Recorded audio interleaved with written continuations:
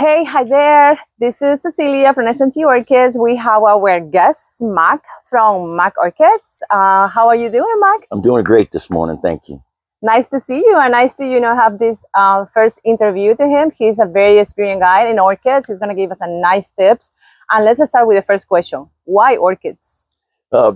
I bought an orchid from my wife years ago, or actually I bought her roses and we threw them away, and she didn't like that. She wanted to plant something she could grow. So I bought her an orchid and I quickly killed that from too much care.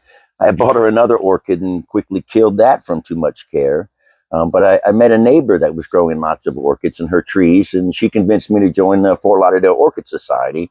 And if you have time to join an orchid society, I would recommend that. You'll get lots of information on how to grow orchids. Perfect, perfect. Well, our audience pretty much, they are looking for tips and for, information throughout the website. As a beginner's grower, so as a beginner orchids lovers, what would be your advice? I think most people care for their orchids way too much. You got to remember that they survive in the jungle with no care. They survive in the woods, they survive in the deserts, they survive in all different types of locations and places around the planet except Antarctica.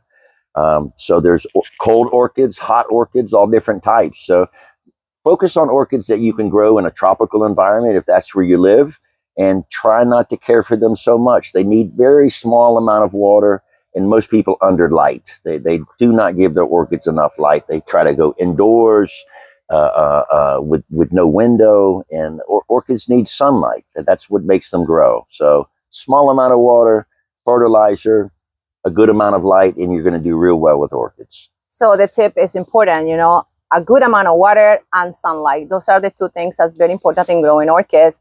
What else would you recommend to an expert grower or an expert, collector of orchids? If you have a good collection and you wanted to have your collection go to the next level, a pH is really important. When you fertilize your orchids, they actually want an acidic pH. I use a Peters fertilizer that comes with acid already in it. Nice. So it lowers the pH naturally in my water. We have very alkaline water where we live.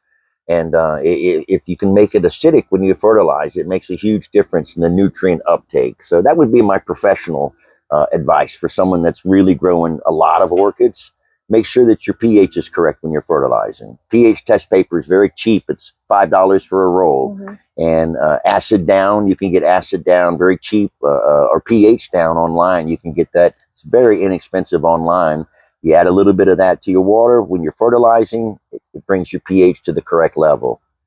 So to make a summary, he recommend not just water care or balance, also sunlight, and also the pH on your orchids when you are growing.